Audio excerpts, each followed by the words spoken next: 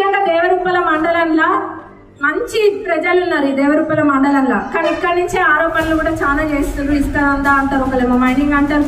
Mining ఎప్పుడు ఎవరు పర్మిషన్లు ఇచ్చిండ్రు? మేము వచ్చినాక ఒక పర్మిషన్ అని ఇచ్చినామా మైనింగ్? అది ఏం మాట్లాడుతుండ్రు? మెదడు ఉండి మాట్లాడుతుండ్రా లేకుండా మాట్లాడుతుండ్రా?